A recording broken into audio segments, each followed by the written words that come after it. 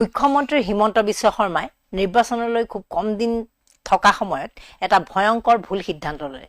যি সিদ্ধান্তক তেওঁ ৰাজহুৱাকৈ ভুল বুলিও মানি ল'ব নোৱাৰে, কাৰো আগত তেওঁ সেই কথাটো আলোচনাও কৰিব নোৱাৰে, যিটো কাৰণে তেওঁ ভয়ংকৰ সমস্যাত পৰিছে। আৰু যিটো তেওঁৰ ভুল, সেই ভুলটোক ঢাকিবলৈ তেওঁ যিবোৰ নতুন পৰিকল্পনা লৈছে, প্ৰতিটো পৰিকল্পনাতে তেওঁ মুখ থেকেচা খাবলৈ গৈ আছে।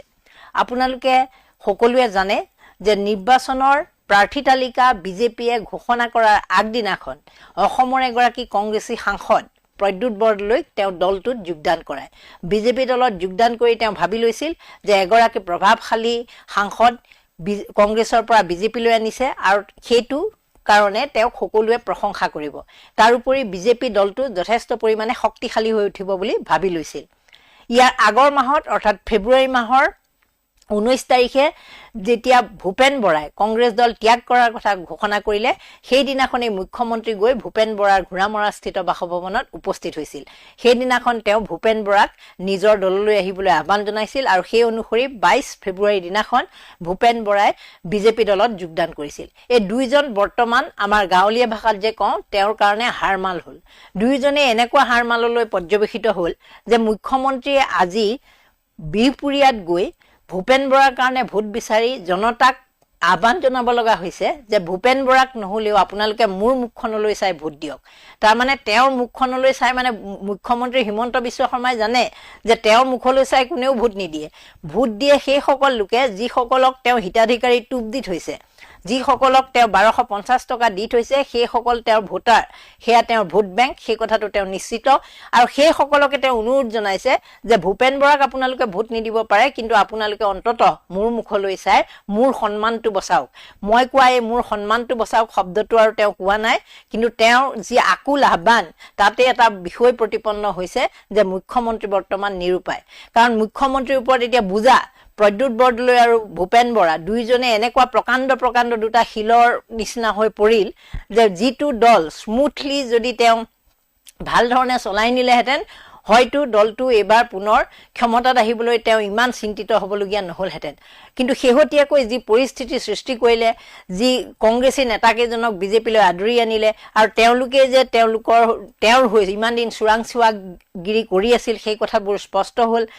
তাৰপিছত এই তেওঁলোক দুজনক অনাৰ পিছত যিসকল জ্যেষ্ঠ বিজেপিৰ মাজত বিদ্ৰোহ হ'ল, তেওঁলোকে দল এৰি গ'ল। জয়ন্ত দাসৰ দৰে কদু বাঁহ বুলিয়ে কৈছোঁ, কদু বাঁহক জোকাই লোৱাৰ দৰে পৰিস্থিতিৰ সৃষ্টি হ'ল। কাৰণ জয়ন্ত দাসক যদি এইবাৰ টিকটটো দি দিলেহেঁতেন, অন্ততঃ মুখ্যমন্ত্ৰীৰ মুখাখন তেওঁ তেনেধৰণে খুলি নিদিলেহেঁতেন। আপোনালোক সকলোৱে জানে যে জয়ন্ত দাসে কেনেধৰণে মুখ্যমন্ত্ৰীক আক্ৰমণ কৰিছে, মুখ্যমন্ত্ৰীৰ মুখাখন কেনেধৰণে খুলি দিছে। গতিকে মুখ্যমন্ত্ৰী বৰ্তমান নিৰুপায়। এই নিৰুপায় সময়ছোৱাত মুখ্যমন্ত্ৰী আকৌ যি প্ৰপাৰ্টি লিষ্ট জমা দিব লগা হ'ল নিৰ্বাচনৰ মনোনয়ন পত্ৰৰ লগত, তাতো বহুবোৰ বিষয় তেওঁ লুকুৱালে। তেওঁৰ পত্নীৰ যি চাহ বাগান কিনিছিল, সেই চাহ বাগানৰ তথ্য লুকুৱালে। তেওঁলোকৰ যি প্ৰাইডিষ্ট এণ্টাৰটেইনমেণ্টৰ সঞ্চালক হিচাপে তেওঁ থকা পুত্ৰ কন্যাৰ ইনকামৰ কথা লুকুৱালে। এনেকুৱা বহুবোৰ কথা লুকুৱালে।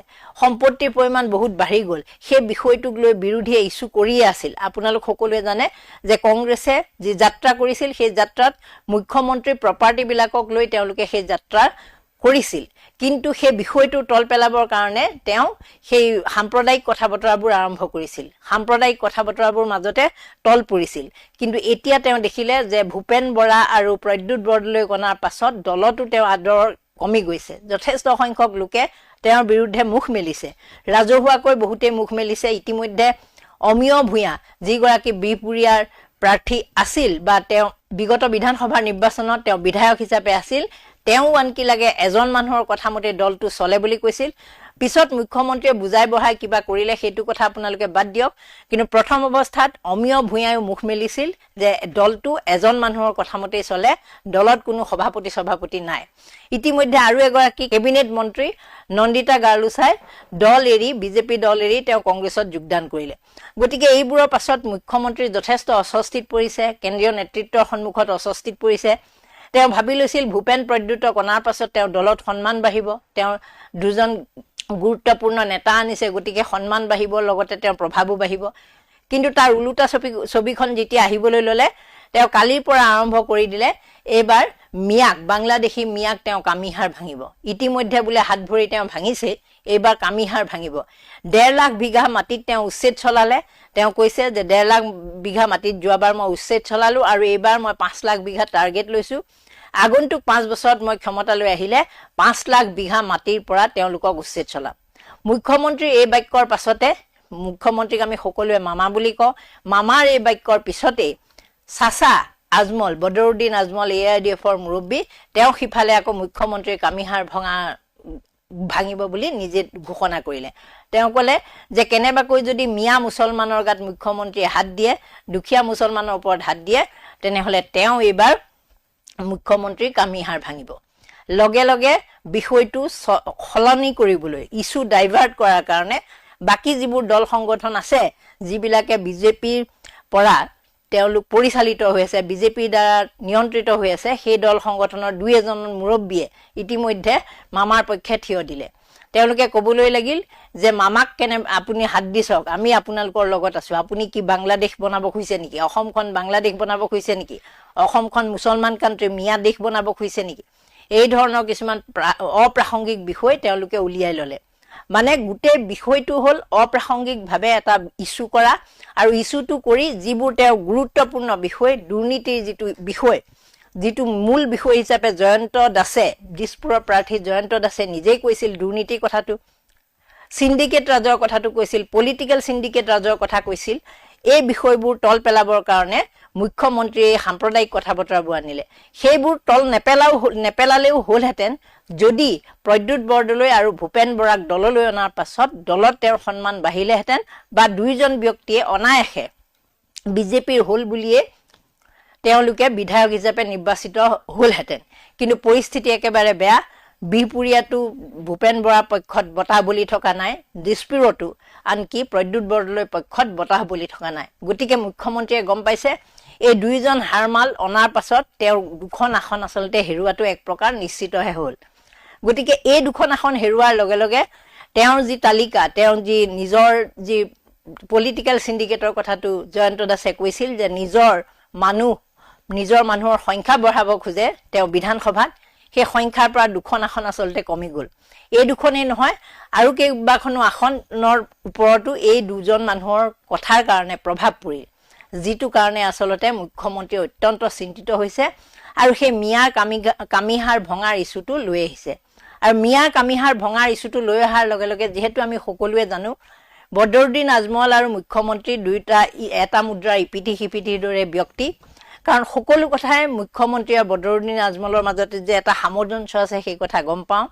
আপোনালোকে শেহতীয়াকৈ NDA যিগৰাকী ৰাজ্যসভাৰ প্ৰাৰ্থী প্ৰমোদ বড়োক কেনেকৈ AIDFৰ পৰা আনি AIDFৰ বিধায়কে ভোট দি জয়যুক্ত কৰিলে সেই কথাও আমি জানো ইয়াৰ আগতে আন এগৰাকী কেন্দ্ৰীয় ৰাজ্যিক মন্ত্ৰী পবিত্ৰ মাৰ্ঘেৰিটাকো কেনেধৰণে AIDFৰ প্ৰাৰ্থীয়ে AIDFৰ বিধায়কে জয় কৰি পঠাইছিল সেই কথাও আমি সকলোৱে জানো তাৰোপৰি ইয়াৰ আগতে সাক্ষাৎকাৰত মুখ্যমন্ত্ৰীয়ে নিজে ৰাষ্ট্ৰীয় চেনেল এটাত কৈছিল যে বদৰুদ্দিন আজমলে তেওঁৰ লগত আলোচনা কৰিহে প্ৰাৰ্থিত্ব দিয়ে সেইবোৰ প্ৰমাণৰ পাছত বদৰুদ্দিন আজমল আৰু তেওঁলোকৰ মাজত যে এটা হনাপিটিকা আছে সেই কথাবোৰ স্পষ্ট তাৰোপৰি কৰিমউদ্দিন বৰভূঞা জাকিৰ হুছেইন লস্কৰ আদিৰ দৰে যিসকল বিধায়ক বিশেষকৈ কৰিমউদ্দিন বৰভূঞা যিগৰাকী AIDFৰ এগৰাকী বিধায়ক আছিলে সিদিনা তেওঁ দলৰ পৰা নিলম্বিত কৰিলে একমাত্ৰ এটা অজুহাতত যে তেওঁ এই NDA প্ৰাৰ্থীক সমৰ্থন কৰিলে তেওঁলোকৰ উপায় নাছিল গতিকে তেওঁক নিলম্বিত কৰিলে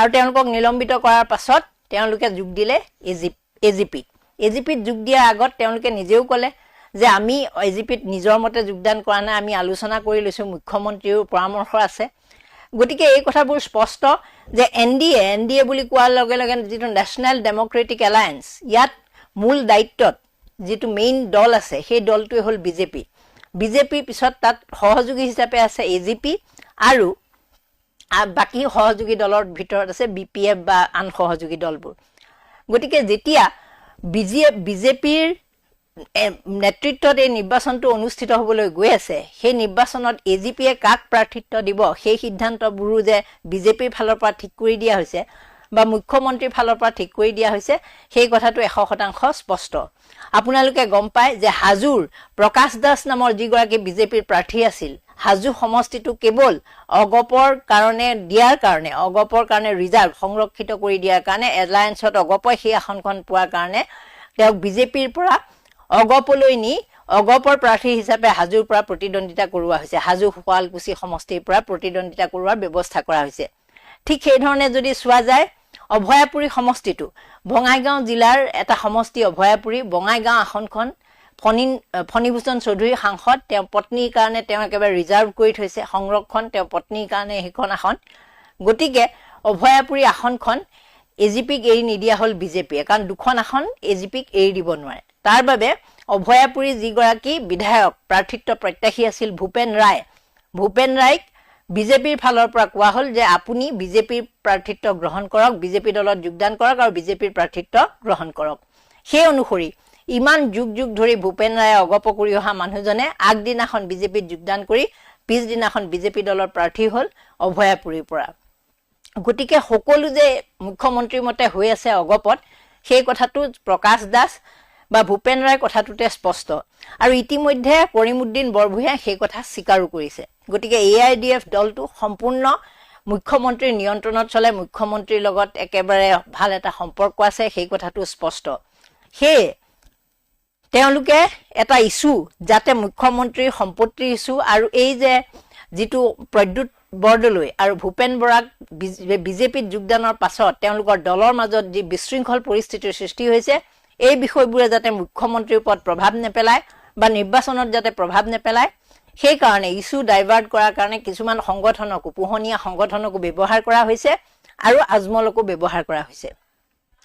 আমি সাধাৰণ মানুহে এতিয়া মুখ্যমন্ত্ৰীয়ে যেহেতু কামিহাৰ ভঙাৰ কথা কৈছে মিয়াৰ আৰু বদৰুদ্দিন আজমলে মুখ্যমন্ত্ৰীৰ কামিহাৰ ভঙাৰ কথা কৈছে, এই বিষয়টোক লৈ আমি সামাজিক মাধ্যম একেবাৰে পানী ঘোলা কৰি পেলাম, সংবাদ পত্ৰ ঘোলা কৰি পেলাব, টক শ্ব' অনুষ্ঠিত হ'ব, এই ধৰণৰ এটা পৰিৱেশ সৃষ্টি কৰি মেইন মূল যিবোৰ সমস্যা সেই সমস্যাবোৰৰ পৰা জনতাক ডাইভাৰ্ট কৰিব পৰা যাব। সেইটোৱে হ'ল তেওঁলোকৰ প্ৰধান লক্ষ্য। আপোনালোকে যদি এটা কথা লক্ষ্য কৰিছে মুখ্যমন্ত্ৰীৰ পেজত এটা আপডেট আছে, আপডেটটোত তেওঁ লিখিছে বিজেপিৰ এইবাৰ শ্লোগান হ'ল মাটি বেটি আৰু ৰুটি। মাটি বেটি আৰু ৰুটি হ'ল এইবাৰ বিজেপিৰ শ্লোগান। আগতে বিজেপিৰ শ্লোগান আছিল জাতি মাটি আৰু ভেটি। আমাৰ জাতিটোৰ কথা কৈছিলে বিজেপিয়ে, কওক নকক তেওঁলোকৰ শ্লোগানটো জাতি আছিল, মাটি আছিল তেওঁলোকৰ শ্লোগান আৰু আমাৰ ভেটিটো, আমাৰ যিসকলে নিজৰ ঘৰটো যাতে সুৰক্ষিত হৈ থাকে। কিন্তু এইবাৰ তেওঁলোকে নিজে সেই শ্লোগান সলনি কৰিলেগৈ মাটি বেটি আৰু ৰুটি। আপোনালোক সকলোৱে জানে বেটি শব্দটো আমি অসমীয়া ভাষাত ব্যৱহাৰ কৰোঁ জানো? আপোনালোকে যদি গুগলত চাই খুব কম মানুহে বেটি শব্দটো কেতিয়াবা ঘৰুৱাভাৱে ব্যৱহাৰ কৰিলেও সেইটো আমাৰ অসমীয়া লিখিত ভাষা নহয়। সাধাৰণতে অসমীয়া মানুহে বেটি শব্দটো ব্যৱহাৰ নকৰে, এইটো হিন্দী ভাষা আৰু বেংগলী ভাষাত ব্যৱহাৰ কৰা হয় বেটি। গতিকে তেওঁৰ শ্লোগানত বিজেপিৰ শ্লোগানত লৈ আহিছে সেই বেটি শব্দটো। তাৰোপৰি ৰুটি, অসমীয়া কোনো মানুহে কোনো খিলঞ্জীয়া জাতি জনগোষ্ঠীয়ে অসমৰ মানুহে কেতিয়াও ভাতৰ পৰিৱৰ্তে ৰুটি নাখায়, এক্সেপ্ট যদি তেওঁ ডায়েবেটিছ ৰোগত আক্ৰান্ত হয় তেতিয়া তেওঁলোকে ৰুটি খোৱাৰ কথাটো বেলেগ। এনেই সাধাৰণ অৱস্থাত আমি সদায় ভাত খাওঁ।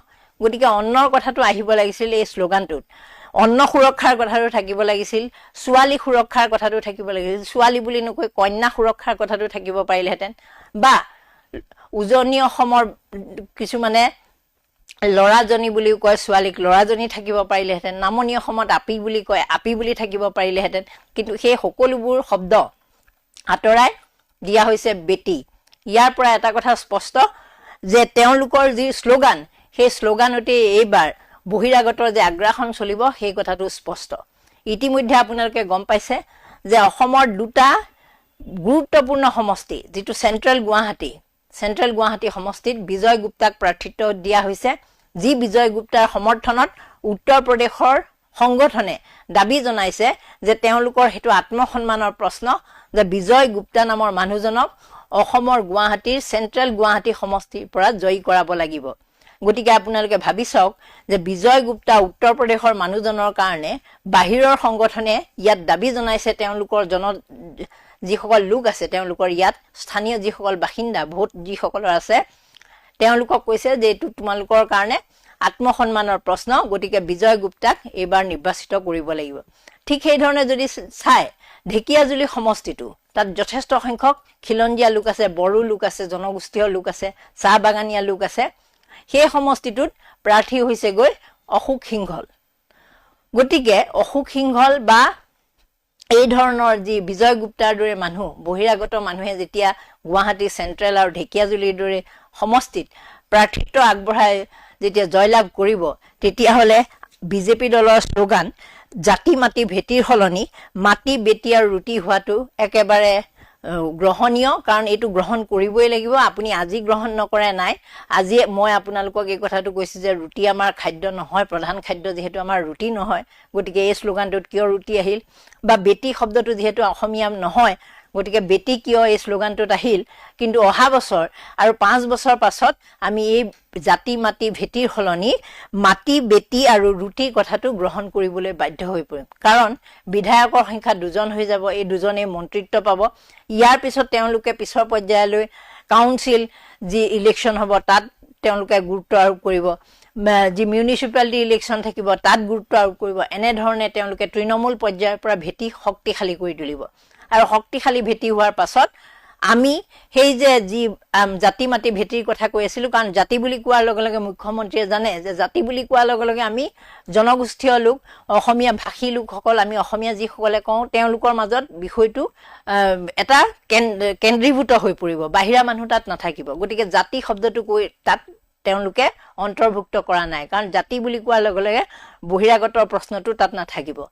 আৰু ইতিমধ্যে মাটিৰ কথাটো আপোনালোকে গমেই পায়, মাটিৰ পৰা উচ্ছেদ চলাইছে। তেওঁ নিজেই কৈছে যে 1.5 লাখ বিঘা মাটিৰ পৰা মিয়াক উচ্ছেদ কৰা হৈছে, তেওঁলোকক উচ্ছেদ কৰা হৈছে। সেই উচ্ছেদিত মিয়াসকল কলৈ গ'ল? প্ৰথম প্ৰশ্নটো হ'ল, উচ্ছেদিত মিয়াসকল যদি কৰিছে ঠিক আছে, আমিও বিচাৰোঁ যে সেইবোৰ মানুহক উচ্ছেদ কৰিব লাগে, বেদখলীকৃত ভূমিত আছে, কিন্তু তেওঁলোক গ'ল কলৈ? যদি তেওঁলোকক খেদি পঠিওৱা হৈছে তেনেহ'লে মুখ্যমন্ত্ৰীয়ে এইটো ভাল কাম কৰিছে। কিন্তু যদি তেওঁলোকক উচ্ছেদ কৰি তেওঁলোকক পুনৰ সংস্থাপন দিয়া হৈছে, আপোনাৰ মোৰ ৰাজহে যদি তেওঁলোক তেনেধৰণে আছে, তেনেহ'লে সেয়া উচ্ছেদ আমি মাত্ৰ জয়ন্ত দাসে কোৱাৰ দৰে দেখুৱাবলৈ কৰা উচ্ছেদ, ভোট বেংক তৈয়াৰ কৰা হাত কৰা উচ্ছেদ। সেই উচ্ছেদৰ পৰা কাৰো লাভ নহয়, সেই কথাটো নিশ্চিত। আৰু মুখ্যমন্ত্ৰীয়ে এতিয়ালৈকে আমাক সেই উচ্ছেদিত লোকসকল কলৈ গ'ল, তেওঁলোকক বাংলাদেশলৈ পঠাই দিয়া হ'ল নেকি, সেই কথাটো কোনোদিনে তেওঁ উল্লেখ কৰা নাই। মাত্ৰ উচ্ছেদ চলোৱা মাটিৰ সংখ্যাটো কয়, কিন্তু মানুহখিনি কলৈ গ'ল? 1.5 লাখ বিঘা মাটিত যিমানখিনি লোক আছিল, এজনমান তাৰ বাহিৰলৈ পঠিওৱা হ'ল নেকি? সেইটো আটাইতকৈ ডাঙৰ প্ৰশ্ন। মাটিৰ পৰিমাণ উচ্ছেদ কৰিলোঁ, ইমানখিনি আমি ড্ৰাগছ জ্বলালোঁ, সিমানখিনি আমি গড়ৰ খৰ্গ জ্বলালোঁ, ইমানখিনি আমি এইটো কি কয় বাল্য বিবাহকাৰীক ধৰিলোঁ, এই ধৰণৰ কথাবিলাক কৈ কেৱল নিজৰ যি কীৰ্তি বুলি কয়, যিখিনি সফলতা, সেইখিনি জাহিৰ কৰিব পাৰিব। কিন্তু প্ৰকৃতাৰ্থত ই আমাৰ দেশখন বা ৰাজ্যখনক কিমান উপকৃত কৰিব পাৰিব, সেইটো কিন্তু এটা ডাঙৰ প্ৰশ্ন।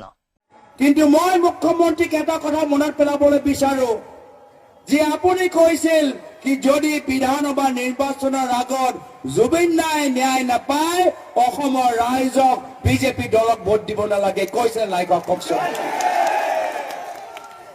আৰু আজি আমি কি দেখা পালো যে আজি ভাৰত চৰকাৰৰ প্ৰতিনিধি ছিংগাপুৰত যোৱাৰ পিছত, অসমৰ SIT ছিংগাপুৰত যোৱাৰ পিছত ছিংগাপুৰৰ চৰকাৰে কৈছে জুবিন দাৰ হত্যা হোৱা নাই। যি কথা হিমন্ত বিশ্ব শৰ্মা ডাঙৰীয়া অসমৰ বিধানসভাত ক'লে যে জুবিন দাক হত্যা কৰা হ'ল, অসম চৰকাৰৰ SIT ছিংগাপুৰত যোৱাৰ পিছতো সেই কথা ছিংগাপুৰে কোৱা নাই, ছিংগাপুৰৰ চৰকাৰে কোৱা নাই। তো কি খেল হৈছে, কি খেল হৈছে? অসমৰ SIT যোৱাৰ পিছতো, ভাৰত চৰকাৰৰ বিদেশ মন্ত্ৰালয় ছিংগাপুৰ যোৱাৰ পিছতো, ভাৰতৰ মুখ্যমন্ত্ৰী কোৱাৰ পিছতো কিয় আজি ছিংগাপুৰৰ চৰকাৰ কৈছে যে জুবিন দাৰ মৃত্যু হোৱা নাই? এক প্ৰকাৰে শ্যামকানু মহন্ত ডাঙৰীয়াৰ, হিৰান্ত শৰ্মা ডাঙৰীয়াৰ বাবে আজি এটা সুন্দৰ দিন। ছিংগাপুৰ কোৰ্টত তেওঁলোকে ৰেহাই পাই গ'ল। তো কি ধৰণৰ তদন্ত চলি আছে, কি ধৰণৰ কথাবোৰ ভাৰত আৰু ছিংগাপুৰ চৰকাৰৰ মাজত চলি আছে? আমাৰ প্ৰশ্ন উত্তৰ পোৱাতকৈ আমাৰ প্ৰশ্ন আৰু বেছিয়ে হৈ গৈছে। সেইকাৰণে আমি কৈছো যে বাস্তৱ সত্য কি, বাস্তৱ কথা কি কংগ্ৰেছৰ নেতৃত্বৰ চৰকাৰ অহাৰ পিছত 100 দিনৰ ভিতৰত আমি জুবিন দাক আমি ন্যায় দিম। এই মেৰুদণ্ডহীন নেতাবোৰে টকাৰ বিনিময়ত নে অইন কিবা প্ৰলোভনৰ বিনিময়ত তেওঁলোকে দল সলাই অকল টিকটৰ বাবে মুখ্যমন্ত্ৰী ডক্টৰ হিমন্ত বিশ্ব শৰ্মাক মেয়াৰ বিৰুদ্ধে বৰকে কথা কোৱা আমি নেদেখা হ'লো। কাৰণ কি? মুছলিম বেংগলী ভাষী মুছলিম মানুহৰ সংখ্যা জনসংখ্যা বাঢ়ি আহিছিল। নাৰীৰ শালীনতা হানি কৰা বুলি কিন্তু তেওঁৰ বিৰুদ্ধে অভিযোগ উত্থাপন কৰিছিল। যোনে উত্থাপন কৰিছিল সেই দলৰ মানুহৰ লগত একেলগে একে হাত মিলাই পেলাই তেওঁ সেই দলত তেওঁ মানে জইন কৰিলে অকল এটা স্বাৰ্থত। নমস্কাৰ, আমাৰ সৈতে আছে অধিবক্তা বিজিত কুমাৰ চৌধুৰী। আদৰণি জনাইছোঁ। আৰু প্ৰথমতে মই এইটোৱে সুধিব বিচাৰিছোঁ, এগৰাকী ভোটাৰ হিচাপে, এগৰাকী নাগৰিক হিচাপে, এগৰাকী সমাজ সচেতন ব্যক্তি হিচাপে বৰ্তমানৰ পৰিস্থিতি আৰু পৰিৱেশটো দেখিছে নিৰ্বাচন কেন্দ্ৰিক। তাৰ মাজতে আমি এটা দেখিবলৈ পালোঁ যে ইমানেই হিংসা বিয়পোৱা ঘটনা সংঘটিত হৈছে যে শিৱসাগৰত অসমীয়া প্ৰতিদিন কাকত জ্বলাই দিলে। যিগৰাকীয়ে জ্বলালে সেইগৰাকীক অখিল গগৈয়ে ইতিমধ্যে সেইগৰাকীক কিমানটা হত্যা কৰিছে সেই সন্দৰ্ভত তথ্য দিছিল। প্ৰতিদিন পেপাৰে কাক টিকট দিলে সেই সন্দৰ্ভত এটা শিৰোনাম প্ৰকাশ কৰিছিল মাত্ৰ। ইমানেই ঘৃণা বিয়পোৱা ৰাজনীতি চলিছে। সেই গণতন্ত্ৰৰ চতুৰ্থ স্তম্ভ, সেই চতুৰ্থ স্তম্ভ এখন সাংবাদিকতা, আৰু সেই গণতন্ত্ৰৰ চতুৰ্থ স্তম্ভ সেই সংবাদ মাধ্যম, আৰু সংবাদ মাধ্যমৰ এখন গুৰুত্বপূৰ্ণ অসমৰ বাতৰি কাকত অসমীয়া প্ৰতিদিন, আৰু সেই বাতৰি কাকতখন জ্বলাই দিয়া ঘটনাটোৱে আচলতে কি সূচাইছে? আচলতে ইয়াৰ এক লজ্জাজনক ঘটনা। গণতন্ত্ৰৰ চতুৰ্থ স্তম্ভ এনেকে অপমান কৰাটো অসমৰ বাবেই লজ্জাজনক কথা। এনেকুৱা ঘটনা মই শুনা নাছিলো যে এখন বাতৰি কাকত জ্বলাই দিছে কাৰণ সেই বিশেষ প্ৰাৰ্থীগৰাকীৰ বিষয়ে সেই বাতৰি কাকতখনত লিখা হৈছে। এয়া সৰ্বত্ৰে নিন্দা আৰু গৰিহণাৰ যোগ্য, আৰু মই ভাবো কিছু সংগঠনে ইয়াক নিন্দা কৰিছে। নিৰ্বাচনী যুঁজ থাকিবই, প্ৰত্যেক 5 বছৰৰ মূৰে মূৰে নিৰ্বাচন আহে, নিৰ্বাচন যাব, কিন্তু এনেকুৱা ঘটনাবিলাকে আমাক কি সূচাব গৈ আছে? এই এনেকুৱা ঘটনাবিলাকে এইটো কথাই সূচায় যে তেওঁলোক শংকিত হৈছে। যাৰ বিৰুদ্ধে এই বাতৰি কাকতখনত ওলাইছিল তেওঁ শংকিত হৈছে এনেকুৱা কথাৰ পৰা। যদি তেওঁ সঁচাকে সৎপথত আছিলে তেওঁ বেলেগ ধৰণে ইয়াৰ প্ৰতিবাদ কৰিব পাৰিলে। এই যে বাতৰি কাকত জ্বলোৱা ঘটনাটোক যদি মানে বিৰোধী পক্ষৰ নেতাবোৰে বা বিৰোধী পক্ষৰ মানুহে কৰিলেহেঁতেন ইয়াৰ বিৰুদ্ধে কিন্তু কিছু একশ্যন লোৱা দেখা গ'ল হয়। মুখ্যমন্ত্ৰীগৰাকী ইমান সময় এৰেষ্ট হৈ গ'লহেঁতেন। কিন্তু এইটো ঘটনা চৰকাৰী পক্ষৰ মানুহে কৰা, চৰকাৰী পক্ষ মানে বিজেপি দলৰ সমৰ্থকে কৰা বুলি যিহেতু ওলাইছে, এই বিষয়ে কিন্তু চৰকাৰ নিমাত হৈ আছে। আনকি মই শুনিব পোৱা মতে যে এই বিষয়ে মাননীয় মুখ্যমন্ত্ৰীকো সোধা হৈছিল, তেওঁ উত্তৰ কৈছে যে নাই, এই বিষয়ে মই একো শুনা নাই। 1 নম্বৰ কথা। 2 নম্বৰ কথা, এই ঘটনা সংক্ৰান্তে সংবাদ মাধ্যমে যিমান ষ্ট্ৰংলি ইয়াৰ বিৰোধিতা কৰি পেলাই সংবাদ মাধ্যমে প্ৰচাৰ কৰিব লাগিছিল এই লজ্জাজনক ঘটনাৰ, সংবাদ মাধ্যম কিন্তু নিশ্চুপ হৈ যায়। এই বিষয়ে এইটো কিন্তু লক্ষ্য কৰিবলগীয়া কথা। এইটোৱে কথা নেকি যে চৰকাৰী পক্ষই গোটেই সংবাদ মাধ্যমখিনিক কিনি থৈ দিছে? টকাৰ কাৰণে তেওঁলোকে এই গণতন্ত্ৰৰ চতুৰ্থ স্তম্ভক আঘাত কৰা স্বত্বেও মুখ বন্ধ কৰি আছে, এনেকুৱা যেন লাগিছে। গতিকে মুখ্যমন্ত্ৰীগৰাকীয়েও এই বিষয়টোক লৈ মাত মাতিব লাগে। যদিহে সাংবিধানিক মুৰব্বীগৰাকীয়ে এনেকুৱা ধৰণৰ কথা ক'ব, এনেকুৱা ধৰণৰ বিষয়খিনিক লৈ নিশ্চিতভাৱে মাত মাতিব লাগে। যদি আগতে হ'লহেঁতেন, এতিয়া বাৰু মই নিৰ্বাচনৰ অধিসূচনা জাৰি হোৱাৰ পৰৱৰ্তী সময়ত কথাখিনি তেওঁলোকে কি দলৰ পৰা, শাসক দলৰ পৰা কি ক'ব বিচাৰে বা বিজেপিৰ পৰা কি ক'ব বিচাৰে সেই বিষয়টো গুৰুত্বপূৰ্ণ এগৰাকী বিজেপিৰ নেতা হিচাপে।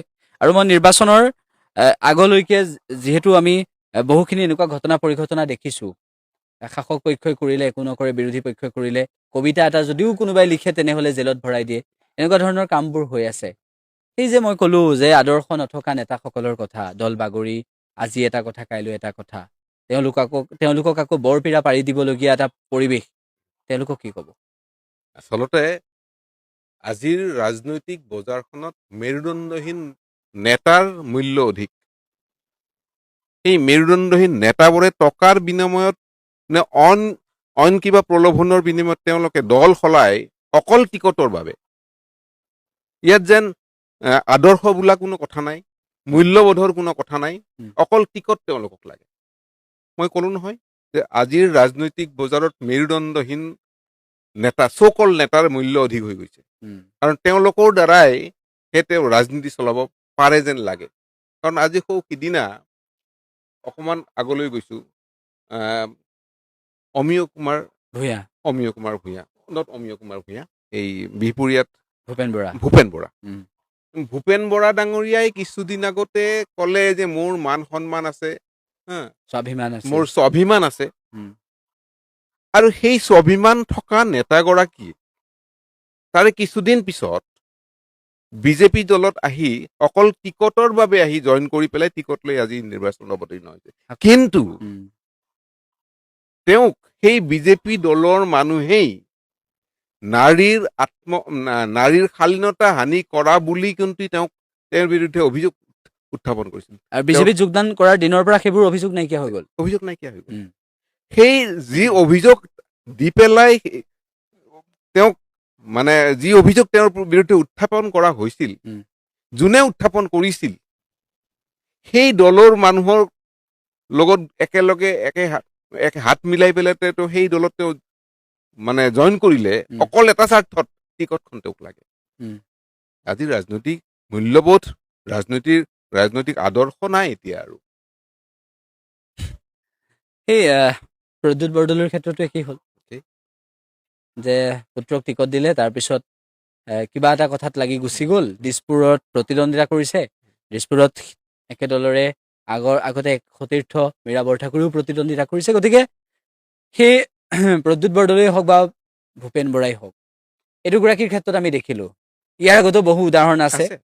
আৰু বিজেপিৰ নেতাসকলে পদত্যাগ যেতিয়া কৰিছে, তেতিয়া আপুনি দেখিব যে সকলোৱে এটাই অভিযোগ দিছে যে কংগ্ৰেছী আহি বিজেপি ভৰি গ'ল। সকলোৱে এইটো কথাই কৈছে। গতিকে সেই যিটো সময়ত RSSক সমালোচনা কৰি থাকে কংগ্ৰেছত থাকোঁতে, যিটো সময়ত হিন্দুত্ববাদক প্ৰশংসা কৰা বুলি কৈ, হিন্দুত্ববাদৰ কথা কোৱা বুলি কৈ বিজেপিক তোলা-ধোনা দি থাকে, কোনখন মুখেৰে আহি আকৌ এবাৰ সেই বিজেপি দলটোত থাকিবলৈ সাহস পায়? তেওঁলোকৰ কোনো আদৰ্শ বোলা কথা নাই। তেওঁলোকে নিজৰ গাদীখন ৰক্ষা কৰিব লাগে, তেওঁলোকে MLA হৈ থাকিব লাগে যিকোনো প্ৰকাৰে, সেইটোৱে তেওঁলোকৰ ইচ্ছা। মানুহক তেওঁলোকে যে কিবা এটা আদৰ্শ দেখুৱাই আগবঢ়াই লৈ যাব, সেই তেনেকুৱা কনচেপ্ট, তেনেকুৱা ধাৰণা ৰাজনীতিৰ পৰা এতিয়া উঠি গৈছে। অখিল গগৈ, গৌৰৱ গগৈ, লুৰিণজ্যোতি গগৈ, ডক্টৰ জ্ঞানশ্ৰী বৰা, কুংকী চৌধুৰী, মীৰা বৰঠাকুৰ বা যিসকলৰ নাম মই উল্লেখ কৰিছোঁ, প্ৰতিগৰাকী হৈছে নিজৰ নিজৰ স্থানত থকা সবলভাৱে মাত মাতিব পৰা ব্যক্তি। আৰু নাম ওলাব। এইসকল বিধানসভালৈ আহিব লাগে, এইটো কিমান দূৰ ভাবে? বিধানসভাত কোনে এতিয়া ভৱিষ্যতে বা এমাহ পিছত কোন দলে চৰকাৰ গঠন কৰে এইটো আজি মই কৈ দিব নোৱাৰে বা কোনেও ক'ব নোৱাৰে। যদি বৰ্তমান চলি থকা চৰকাৰখনেই চৰকাৰ গঠন কৰে, বিৰোধী হিচাপে কিন্তু মই ব্যক্তিগতভাৱে লুৰিণজ্যোতি গগৈ, অখিল গগৈ, গৌৰৱ গগৈ আৰু জ্ঞানশ্ৰী বৰা, তেওঁলোকক বা আৰু ৰাহুল ছেত্ৰী, কুংকী চৌধুৰী, এওঁলোকক বিৰোধীৰ আসনত বহি পেলাই বিৰোধীৰ আসনত বহাটো মই মনে প্ৰাণে বিচাৰোঁ। কাৰণ বিৰোধী পক্ষতো কিন্তু শক্তিশালী বিৰোধী লাগে। শক্তিশালী বিৰোধী অবিহনে কিন্তু শাসক পক্ষই সুবিধা বহুত ল'ব নাথাকিলে কিন্তু শাসক পক্ষই বহুত সুবিধা ল'ব পাৰে, আৰু তেতিয়াহে গণতন্ত্ৰ শক্তিশালী হ'ব। গোৱালপাৰা পূবত সমীকৰণটো বেলেগ হ'ব। গোৱালপাৰা পূবত এইবাৰ যি হ'ব, আমি 4 মে'ত দেখিবলৈ পাম ফলাফলটো। গোৱালপাৰা পূবক লৈ আপোনাৰ আশা কি? গোৱালপাৰা পূবৰ সমীকৰণ, গোৱালপাৰাৰ জনগাঁথনি, মূল কথা ইয়াত জনগাঁথনি। যদি যদি মানুহে ধৰ্মৰ ওপৰত ভিত্তি কৰি ভোট দিয়ে আৰু ভোট দিয়ে তেনেহ'লে এটা বেলেগ এটা ৰিজাল্ট হ'ব মোৰ অনুভৱ হয়। আৰু যদি নহয় যে মানুহে উপযুক্ত মানুহ চাই ভোট দিব বুলি যদি ভাবে তেনেহ'লে গোৱালপাৰাৰ পূব সমষ্টিৰ ৰিজাল্ট বা ফলাফল এটা বেলেগ হ'ব মই অনুভৱ কৰোঁ। গোৱালপাৰাৰ বহুখিনি সমস্যা আপুনি পূৰ্বতে উত্থাপন কৰা আমি দেখিছোঁ। গৰাখহনীয়াৰ পৰা আৰম্ভ কৰি উচ্ছেদ প্ৰসংগলৈকে আপুনি প্ৰতিটো বিষয়ত সৰব হৈছে। এতিয়া যিটো ৰাজনীতি দেখিছে গোৱালপাৰাৰ পূবত বা ধৰ্মীয় সংখ্যালঘু সমষ্টিসমূহত, সেই মুখ্যমন্ত্ৰী ডক্টৰ হিমন্ত বিশ্ব শৰ্মাৰ মুখত আমি মিয়া মিয়া মিয়া শব্দটো নুশুনা হ'লোঁ। মুখ্যমন্ত্ৰী ডক্টৰ হিমন্ত বিশ্ব শৰ্মাক মিয়াৰ বিৰুদ্ধে বৰকে কথা কোৱা আমি নেদেখা হ'লোঁ। কাৰণ কি? আচলতে আজি কিছুদিন আগতে গুৱাহাটী উচ্চ ন্যায়ালয়ত তেওঁৰ এনেকুৱা বিদ্বেষমূলক ভাষণ দিয়াৰ কাৰণে তেওঁৰ বিৰুদ্ধে গুৱাহাটী উচ্চ ন্যায়ালয়ত গোচৰ তৰা হৈছিলে। মই ভাবোঁ সেই এটা কাৰণ হ'ব পাৰে। দ্বিতীয় কথা, নামনি অসমৰ জনগাঁথনি ভালেকেইখন জনগাঁথনি যদি চাওঁ, ভালেকেইখন জিলাত বা ভালেকেইটা সমষ্টিত মুছলিম বেংগলী ভাষী মুছলিম মানুহৰ জনসংখ্যা বাঢ়ি আহিছে লাহে লাহে। এতিয়া বিজেপি চৰকাৰে যদি এই অঞ্চলসমূহত ভোট পাব লাগে, এজিপিৰ দ্বাৰাই হওক বা বিজেপি হৈ পেলাই হওক, যদি ভোট পাব লাগে, তেওঁ ভাবিছে যে এনেকুৱা শব্দ যদি বেছিকে মই উচ্চাৰণ কৰি থাকোঁ, ইয়াৰ পৰা মই ভোট নাপাম। ভোটৰ স্বাৰ্থত। এই সময়ছোৱাত আপুনি যিখিনি কথা ক'লে যে কি এটা পৰিস্থিতি নিৰ্বাচন কেন্দ্ৰিক এই ধুমুহাৰ মাজত দল সলোৱা নেতা বাগৰি যোৱা অন্য এটা দললৈ, কিন্তু তেনেকুৱা এটা মুহূৰ্ততো আমি এটা কথা দেখিবলৈ পাওঁ যে কেইবাগৰাকীও নেতাই নিজস্ব চিন্তাধাৰাৰে আগবাঢ়ি গৈছে। তাৰ ভিতৰত যোৰহাট সমষ্টিটো এটা গুৰুত্বপূৰ্ণ এটা সমষ্টি। সেই সমষ্টিটোত গৌৰৱ গগৈ আৰু হিতেন্দ্ৰনাথ গোস্বামী দুগৰাকী খুব ভদ্ৰ ব্যক্তি। ৰাজনীতিত ভদ্ৰ ব্যক্তি থকাটো প্ৰয়োজন। সেই সমষ্টিটোক লৈ আপোনাৰ আশা কি? আচলতে যোৰহাটৰ পৰা আজি কিছুদিন আগতে মই আহিছোঁ। মই যোৱাৰ সময়লৈকে হিতেন্দ্ৰনাথ গোস্বামী যোৰহাট সমষ্টিত ইলেকশ্যনত অৱতীৰ্ণ হ'ব বুলি মই শুনা নাছিলোঁ। কিন্তু গৌৰৱ গগৈক লৈ কিন্তু বেছিভাগ মানুহে আশা কৰিছে। তেতিয়ালৈকে যোৰহাট সমষ্টিত গৌৰৱ গগৈৰ প্ৰতিদ্বন্দ্বী প্ৰাৰ্থী কোন হ'ব স্পষ্ট হোৱা নাছিল। এতিয়া গৌৰৱ গগৈৰ প্ৰতিদ্বন্দ্বী প্ৰাৰ্থীজনক দেখি তেওঁৰ কথা বতৰা শুনি এনেকুৱা লাগিছে তেওঁ বেছ ভদ্ৰ মানুহ। আৰু এইটো কথা ক'ব পাৰি যে গৌৰৱ গগৈ ভদ্ৰ, আৰু দুজনেই ভদ্ৰ প্ৰতিদ্বন্দ্বী তাত মুখামুখিকে যুঁজিব। এখন চাবলগীয়া দৃশ্য হ'ব। কিন্তু আশা কৰোঁ গৌৰৱ গগৈক যুৱচামে আঁকোৱালি ল'ব বুলি ভাবিছোঁ মই। মোৰ মানে নিৰপেক্ষ দৃষ্টিকোণেৰে মই যদি চাওঁ, গৌৰৱ গগৈক যেন যুৱচামে আঁকোৱালি ল'ব। আৰু হিতেন্দ্ৰনাথ গোস্বামীৰ এটা সময়ত তেওঁৰ জনপ্ৰিয়তা আছিল, কিন্তু এতিয়া সেই জনপ্ৰিয়তা হিতেন্দ্ৰনাথ গোস্বামীৰ নাই। ঠিক আছে, আমি বহুকেইটা সমস্যাৰ কথা পাতিলোঁ। টিকট নাপালে নিৰ্দলীয় খেলি দিয়া এটা নিয়মো আছে, ট্ৰেণ্ড এটা ওলাইছে। সেইটোক লৈ কি কওঁ? আচলতে নিৰ্দলীয়কে খেলি দিয়াৰ যিটো ট্ৰেণ্ড, দুটা কাৰণত হয়। প্ৰথম কাৰণ, সেই ব্যক্তিজনে কাৰণটো কিয় হয়, সেই ব্যক্তিজনৰ বহুত টকা পইচা খৰচ কৰি তেওঁ প্ৰচাৰ ইতিমধ্যে কৰিছিল, যাৰ ফলত তেওঁ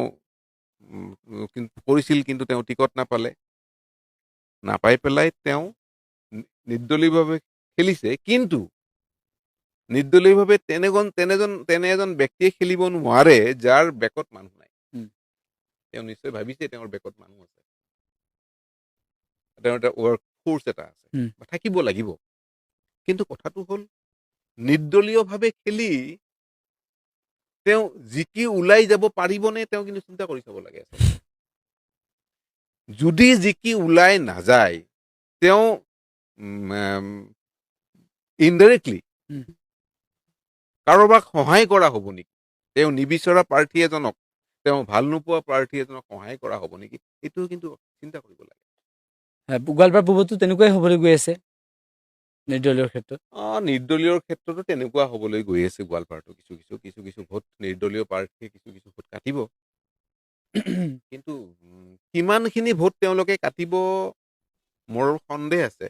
কাৰণ যিকেইজন প্ৰাৰ্থীয়ে নিৰ্দলীয়ভাৱে খেলিছে উম। তেওঁলোকে প্ৰচাৰ আগৰ পৰা ইমানকে কৰা নাছিল। উম। তেওঁলোকে হঠাৎ কেলোৱা এই সিদ্ধান্ত গোৱালপাৰাত গোৱালপাৰাত তেওঁলোকে মই চকুৰ আগত যি 2জন বা 3জনৰ কথা মই দেখিছো, তেওঁলোকে হঠাৎকে সিদ্ধান্ত লৈছে নিৰ্দলীয় খেলিব বুলি, আৰু তেওঁলোকৰ প্ৰচাৰো ইমান দেখা নাই। ঠিক আছে, আমি অন্য এটা খণ্ডত আকৌ কথা পাতিম, কিন্তু অসমৰ ৰাজনীতিত পৰিৱৰ্তন আহিব লাগে, আহেনে নাই নাজানো, কিন্তু বিৰোধীত হ'লেও পৰিৱৰ্তন আহিব লাগে। আমি সেইটো মোৰ দৃষ্টিৰে মই সেইটো বিচাৰোঁ। পৰিৱৰ্তন আহিব লাগে। পৰিৱৰ্তন অহাটো গণতন্ত্ৰৰ বাবে শুভ লক্ষণ। মানে শাসনৰ গাদীত যোনে বহি আছে তেওঁলোকৰো পৰিৱৰ্তনৰ প্ৰয়োজন আছে, আৰু বিৰোধী পক্ষৰো প্ৰয়োজন আছে যে তেওঁলোকৰ মানুহখিনিয়ে তেওঁলোকে যেন সঁচাকেই ভালকে প্ৰিপেৰেশ্যন লৈ পেলাই শাসক পক্ষৰ লগত যুঁজি পেলাই শাসনৰ গাদীভাৰ ল'ব পাৰে। ঠিক আছে, আমি আপোনাক ধন্যবাদ জ্ঞাপন কৰিছোঁ এইখিনি সময় দিয়াৰ বাবে। অন্য এটা খণ্ডত আমি আকৌ কথা পাতিম। জাবৰৰ যোনখিনি বেচিক আমাৰ কালেকশ্যন আৰু চাইণ্টিফিক ডিছপ'জেলৰ একো ছিষ্টেম নাই, সেইটোৰ ওপৰত আমি কাম কৰিব বিচাৰিম। তাৰপিছত আমাৰ নতুন প্ৰজন্মৰ কাৰণে আমি স্কিল হাব চেণ্টাৰ বনাব খুজি আছোঁ ইয়াতে কনষ্টিটুৱেঞ্চিত, চ' দেট ল'ৰা ছোৱালীবিলাকৰ কাৰণে চাকৰি হওক, তেওঁলোকৰ এণ্টাৰপ্ৰিনাৰশ্বিপ স্কিলছ তেওঁলোকে ইয়াতে আহি গ্ৰহণ কৰিব পাৰিব। প্ৰথম কথা, যোনটো বানৰ সমস্যা ড্ৰেইন ফ্ৰী আমি ড্ৰেইনখিনি খালী কৰি যোনটো চাফা কৰি আমাৰ যোনটো আৰ্টিফিচিয়েল ফ্লাডছ হয়, বানৰ যোনটো সমস্যা হয়, সেইখিনি আমি মিটিগেট কৰিব চেষ্টা কৰিম। সৰু ডাঙৰ বুলি কোনো কথা নাই, যোনটো মোৰ কমিটমেণ্ট আছে মানুহৰ বাবে কাম কৰিব আৰু ৰাইজৰ বাবে কাম কৰিব, সমষ্টিৰ বাবে ৰাইজ কৰিব, সেইটো বেছি গুৰুত্বপূৰ্ণ কথা। আৰু 9 তাৰিখে মধ্য সমষ্টিৰ যিমানখিনি ভোটাৰ্ছ আছে তেওঁলোকে ডিচাইড কৰিব। সেইটো বস্তু নাজানো তেওঁ কিয় ক'লে, কিন্তু ইয়াতে ইমান বেচিক প্ৰব্লেম আছে, সমস্যা আছে, সেইখিনি সমাধান কৰাটোহে চবতছে ডাঙৰ কথা। তাৰপিছত ডাঙৰ কথাবোৰ পাতিবলৈ বেছি গুৰুত্বপূৰ্ণ হ'ব। নিৰ্বাচনক লৈ দেখা গৈছে যে মধ্য গুৱাহাটীক লৈ আচলতে সাংঘাতিকভাৱে চৰ্চা লাভ কৰিছে কুংকি চৌধুৰীৰ প্ৰচাৰ অভিযানে। আজি ড'ৰ টু ড'ৰ যি কেম্পেইনিং আজি দ্বিতীয় দিনত ভৰি দিছে, আৰু তেখেতলোকে এই দেখিবলৈ পোৱা গৈছে যে মধ্য গুৱাহাটীত আচলতে বিভিন্ন ব্যৱসায়িক প্ৰতিষ্ঠানত বা চহৰে নগৰে তেখেতলোকে যি প্ৰচাৰ অভিযান চলাই গৈছে, আমি তেখেতলোকৰ মন্তব্য ল'বৰ কাৰণে আমি চেষ্টা কৰিম। এনেধৰণে আচলতে কুংকি চৌধুৰীয়ে যি প্ৰচাৰ অভিযান অব্যাহত ৰাখিছে আমি দেখুৱাবৰ কাৰণে আমি চেষ্টা কৰিছোঁ যে অসমৰ 126টা বিধানসভা সমষ্টিৰ ভিতৰত আটাইতকৈ চৰ্চিত বিধানসভা সমষ্টিটোৱে হৈছে গুৱাহাটীৰ চেণ্ট্ৰেল, আৰু এই চেণ্ট্ৰেল গুৱাহাটীৰ যিগৰাকী আটাইতকৈ কনিষ্ঠ আচলতে যিগৰাকী কুংকি চৌধুৰীৰ নাম চৰ্চাত আছে, মই তেখেতৰ পৰা পোনে পোনে জানিবৰ কাৰণে বিচাৰিম। এই মুহূৰ্তত আজি দ্বিতীয় দিনত আপোনাৰ প্ৰচাৰ অভিযান ড'ৰ টু ড'ৰ কেম্পেইনিং কৰি আছে, কি ক'ব? হয়, খুবেই ভাল লাগিছে। আমি এই প্ৰচাৰ আমাৰ আঠগাঁও পুখুৰী পাৰৰ পৰা আৰম্ভ কৰি গোটেইখিনি ইয়ালৈ আহিলোঁ। খুব ভাল লাগিছে মানুহবোৰক লগ পাই, তেওঁলোকৰ যোনটো ফিডবেক আৰু আশা মোৰ ওপৰত দেখি খুব ভাল লাগিছে।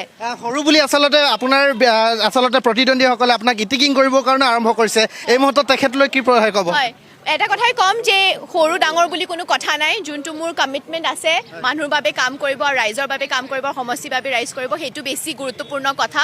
আৰু 9 তাৰিখে মধ্য সমষ্টিৰ যিমানখিনি ভোটাৰ্ছ আছে তেওঁলোকে ডিচাইড কৰিব। হয়, কৈছে যে বিজয় গুপ্তাই আচলতে মধ্য গুৱাহাটীখনক আচলতে যেনেধৰণে টুৰিষ্ট প্লেচ বনাম বুলি কৈছে, কিন্তু এইটো বাস্তৱ ক্ষেত্ৰত সকলো সম্ভৱ হ'ব জানো?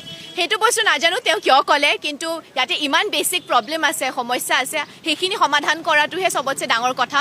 তাৰপিছত ডাঙৰ কথাবোৰ পাতিবলৈ বেছি গুৰুত্বপূৰ্ণ হ'ব যেন মই ভাবোঁ। এই মুহূৰ্তত আচলতে আপুনি কি ইছ্যু লৈ বৰ্তমান মুহূৰ্তত আপুনি জনতাৰ কাষত গৈ আছে? হয়, এতিয়া মই 5টা প্ৰতিশ্ৰুতি লৈ গৈ আছোঁ, যোনবোৰ প্ৰতিশ্ৰুতি মই কৰিব পাৰোঁ, তেওঁলোকক ডেলিভাৰ কৰিব পাৰোঁ, কাম কৰি দেখাব পাৰোঁ, আৰু এনেকৈ ট্ৰান্সপেৰেণ্ট ৱেত আমি এটা গোটেই ছিষ্টেমটো বিল্ড কৰিব বিচাৰিছোঁ।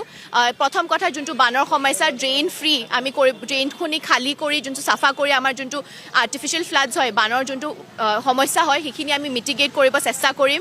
তাৰপিছত আমাৰ নতুন প্ৰজন্মৰ কাৰণে আমি স্কিল হাব চেণ্টাৰ বনাব খুজি আছোঁ ইয়াতে কনষ্টিটুৱেঞ্চিত চ' দেট ল'ৰা ছোৱালীবিলাকৰ কাৰণে চাকৰি হওক তেওঁলোকৰ এণ্টাৰপ্ৰিনাৰশ্বিপ স্কিলছ তেওঁলোকে ইয়াতে আহি গ্ৰহণ কৰিব পাৰিব আৰু আমাৰ যোনখিনি জাবৰৰ যোনখিনি বেচিক আমাৰ কালেকশ্যন আৰু চাইণ্টিফিক ডিছপ'জেলৰ একো ছিষ্টেম নাই সেইটোৰ ওপৰত আমি কাম কৰিব বিচাৰিম আৰু আপোনাৰ যোনখিনি পাৰ্কিং লৈ ইয়াতে আপোনালোকে দেখিছে সমস্যা আছে পাণবজাৰ হওক পল্টন বজাৰ হওক তাতে আমি স্মাৰ্ট হাইটেক পাৰ্কিঙৰ ব্যৱস্থা আমি ষ্ট্ৰেটেজি কৰিম আৰু লাষ্টত যোনটো গেছৰ এতিয়া যিটো গেছৰ পাইপলাইনৰ কামখিনি এনেই ছাৰ্ভে কৰা আৰম্ভ কৰিছে কিন্তু আমি ভাবোঁ যে PNG সেইখিনি জল্দি ৰোল আউট কৰিব লাগে যেনেকৈ গমেই পাইছে যোৱাকালি বিৰুবাৰীত এটা ঘটনা ঘটিছে য'ত গোটেই ঘৰটো জ্বলি গ'ল যিহেতু একো ডাঙৰ কেজুৱেলিটি নহ'ল কিন্তু হ'লেও এটা বহুত বেয়া কথা হ'ল সেইকাৰণে আমি সেইটো বস্তু আৰু জল্দি ফাষ্ট ৰোল আউট কৰি পেলাই মানুহবোৰৰ ছেফটিৰ কাৰণে আৰু নিজৰ মানুহবোৰৰ কনভিনিয়েঞ্চৰ কাৰণে কামখিনি কৰিব লাগে এইকেইদিনত আচলতে আপুনি যিহেতু প্ৰচাৰ অভিযানত কিবা প্ৰত্যাহ্বান পাইছে নেকি হয় কিবা মানুহবোৰেতো কোৱা কথাটো ক'বই কিন্তু মই নিজৰ যুঁজটো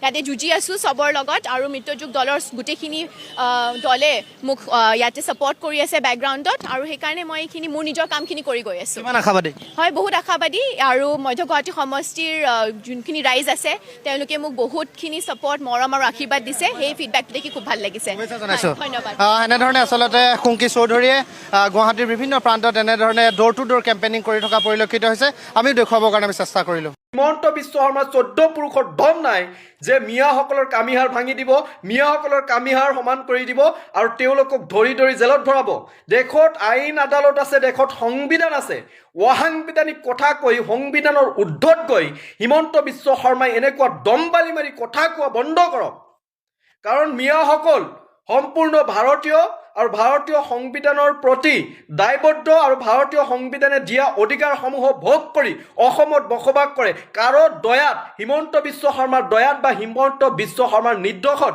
অসমত মিয়াসকলে বসবাস নকৰে হিমন্ত বিশ্ব শৰ্মাই এটা কথা মনত ৰখা উচিত যে মিয়াসকলৰ দোহাই দি অসমীয়া মানুহবিলাকক আচলতে হিমন্ত বিশ্ব শৰ্মাই ব্লেকমেইল কৰি আছে আৰু বহিৰাগত মানুহবিলাকক আশ্ৰয় দি আছে আজি হিমন্ত বিশ্ব শৰ্মা 3জন বিহাৰী মানুহক টিকট প্ৰদান কৰিছে আৰু 2জন বাংলাদেশী মানুহক টিকট প্ৰদান কৰিছে হিমন্ত বিশ্ব শৰ্মাৰ কেবিনেটত বাংলাদেশী মন্ত্ৰী থাকে বহিৰাগত মন্ত্ৰী থাকে এই কথা লুকাবলৈ হিমন্ত বিশ্ব শৰ্মাই আচলতে মিয়াৰ দোহাই দি অসমীয়া মানুহৰ পৰা বাচিব বিচাৰিছে হিমন্ত বিশ্ব শৰ্মাই আজি বহিৰাগত মানুহ আহি অসমত অসমীয়া মানুহ মুৰ্দাবাদ ধ্বনি দিয়ে তেতিয়া হিমন্ত বিশ্ব শৰ্মাই অসমীয়াৰ প্ৰতি দৰত ক'ত থাকে কেৱল মাত্ৰ মিয়াক টাৰ্গেট কৰি হিমন্ত বিশ্ব শৰ্মাই এনেধৰণৰ 2 নম্বৰী ভাষণ প্ৰদান কৰি ব্লেকমেইল কৰিলে নহ'ব হিমন্ত বিশ্ব শৰ্মাৰ মনত ৰখা উচিত তেখেতক অসমৰ ৰাইজে মুখ্যমন্ত্ৰী বনাইছে আৰু তেখেতক বহিৰাগত মানুহে ভোট প্ৰদান নকৰে অসমীয়া মানুহে ভোট প্ৰদান কৰে আৰু অসমৰ সম্পত্তিসমূহ অসমীয়া মানুহৰ বহিৰাগত মানুহৰ নহয় অসমৰ পৰা প্ৰায় 80,000 ভূমি বহিৰাগত মানুহক গতাই দিয়াৰ প্ৰশ্ন যেতিয়া অসমীয়া মানুহে কৰিবলৈ ধৰিছে তেতিয়া হিমন্ত বিশ্ব শৰ্মাই সেই প্ৰশ্নৰ পৰা ফালৰি কাটি আজি মিয়াসকলক টাৰ্গেট কৰি লৈছে বুৰ্বক বুলি ভাবিছে নেকি অসমীয়া মানুহবিলাকক লাজ নথকা মুখ্যমন্ত্ৰী হিচাপে আজি সমগ্ৰ বিশ্বৰ দৰবাৰত হিমন্ত বিশ্ব শৰ্মাই পৰিচিত হৈছে আটাইতকৈ ভাৰতবৰ্ষৰ কৰাপশ্যন মুখ্যমন্ত্ৰী হিচাপে 1 নম্বৰত আছে হিমন্ত বিশ্ব শৰ্মা এইবিলাক কথা লুকাবলৈ হিমন্ত বিশ্ব শৰ্মাই কেৱল মিয়াৰ কামিহাৰ ভাঙিব বিচাৰিছে ইয়াৰ বাহিৰে একো নহয় মিয়াসকলে হিমন্ত বিশ্ব শৰ্মাৰ ঘৰত যায় নাখায় মিয়াসকলে হিমন্ত বিশ্ব শৰ্মাৰ ঘৰত যায় কাপোৰ পৰিধান নকৰে তেখেতৰ দয়াত তেখেতৰ পইচাত কিন্তু মিয়াসকলে অসমত বসবাস নকৰে মিয়াসকলে পৰিশ্ৰমেৰে এইখন অসম গঢ়িবলৈ তেওঁলোকে অহৰহ প্ৰচেষ্টা অব্যাহত ৰাখিছে আজি মিয়া সমাজ চুপচাপ বহি আছে কাৰণ মিয়া সমাজে কেতিয়াও নিবিচাৰে যে অসম তথা ভাৰতবৰ্ষত কোনো ধৰণৰ বিশৃংখলতামূলক পৰিৱেশৰ সৃষ্টি হওক কাৰণ সদায় শান্তি বিচাৰে দেশৰ পৰিৱেশ বিনষ্ট নকৰিবলৈ আজি চুপচাপ বহি আছে কিন্তু সেই সুযোগটো লৈ হিমন্ত বিশ্ব শৰ্মাই যি ঘৃণনীয় ৰাজনীতি আৰম্ভ কৰিছে সঁচাকৈ এইটো আটাইতকৈ অসমীয়াৰ বাবে লজ্জাজনক কথা গতিকে হিমন্ত বিশ্ব শৰ্মাৰ দৰে এজন ব্যক্তিক বিশ্বাস কৰাতকৈ আমি ফেটিহাবক বিশ্বাস কৰা ভাল হিমন্ত বিশ্ব শৰ্মাই অসমীয়া মানুহবিলাকৰ প্ৰাপ্য আদায় দিয়াৰ ক্ষেত্ৰত ব্যৰ্থ হৈছে অসমৰ শিক্ষা ব্যৱস্থাৰ ক্ষেত্ৰত ব্যৰ্থ হৈছে অসমৰ নিবনুৱা সমস্যা সমাধানৰ ক্ষেত্ৰত ব্যৰ্থ হৈছে প্ৰত্যেকটো ক্ষেত্ৰত যেতিয়া ব্যৰ্থ হৈছে তেতিয়া কোনো দোহাই নিদি মিয়াৰ দোহাই দি অসমীয়া মানুহৰ পৰা ভোট ল'ব বিচাৰিছে ইমান সাহস আপোনাৰ মিয়াৰ কামিহাৰ ভাঙিব? আপোনাক মুখ্যমন্ত্ৰী বনোৱা হৈছিলে মিয়াৰ কামিহাৰ ভাঙিবলৈ, মিয়াৰ কামিহাৰ সমান কৰিবলৈ নেকি? আৰু আপুনি কি ক'লে যে বিতৰ্ক কৰিলে জেলত ভৰাই দিম? কিয়? সংবিধানে দিয়া অধিকাৰ খৰ্ব কৰাৰ দায়িত্ব আৰু কৰ্তব্য আপোনাক কোনে দিছে? অভিব্যক্তি প্ৰকাশ কৰাৰ সকলোৰে অধিকাৰ আছে, এইটো সংবিধানে আমাক দিছে। এই অধিকাৰ আপুনি কাঢ়ি ল'বলৈ কোন? আপুনি সংবিধানৰ ঊৰ্ধত নেকি হিমন্ত বিশ্ব শৰ্মা? আপুনি সংবিধানৰ ঊৰ্ধত নহয়, গতিকে সংবিধান মানি আপুনি কথা কওক। সংবিধানৰ ঊৰ্ধত গৈ আপুনি কথা নক'ব। আজি আপুনি যদি মুখ্যমন্ত্ৰী হৈছে সংবিধানৰ কাৰণে হৈছে, এনেই আপোনাক মুখ্যমন্ত্ৰী বনোৱা হোৱা নাই। গতিকে হিমন্ত বিশ্ব শৰ্মাৰ এনেকুৱা 2 নম্বৰী দম্বালি নচলিব, কৈ দিছোঁ। অসমত যদি অসমীয়া মিয়াসকল থাকিব নোৱাৰে, তেনেহ'লে অসমত বিহাৰীসকলৰ ঠাই হ'ব নেকি? আপুনি যে আশ্ৰয় দিছে বিহাৰীসকলক, কেতিয়াবা মিয়াসকলে কৈছেনে অসমীয়া মুৰ্দাবাদ? আপুনি দেখিছেনে অসমীয়া মানুহবিলাকক মিয়াসকলে চীনা মানুহ বুলি সম্বোধন কৰিছেনে? বিহাৰীসকলে এইবিলাক কৰিছে, সেইবিলাকৰ চকুত নপৰে আপোনাক? আপুনি আজি আকৌ কৈ আছে যে মিয়াসকলৰ মাটি বাৰী কাঢ়ি ল'ম। কিয়? আপোনাৰ টকাৰে কৰাই কৰিছিল নেকি? আপোনাৰ বাপৰ সম্পত্তিত বসবাস কৰিছে নেকি? গতিকে হিমন্ত বিশ্ব শৰ্মাই কোৱা প্ৰত্যেকটো কথা অসাংবিধানিক আৰু আইনগতভাৱে দণ্ডনীয়। গতিকে হিমন্ত বিশ্ব শৰ্মা সাৱধান হ'ব লাগে, এনেকুৱা কথাৰ পৰা বিৰত থাকিব লাগে। এনেকুৱা কথা কৈ অসমত সাম্প্ৰদায়িক সংঘৰ্ষ লগাবলৈ চেষ্টা নকৰিব।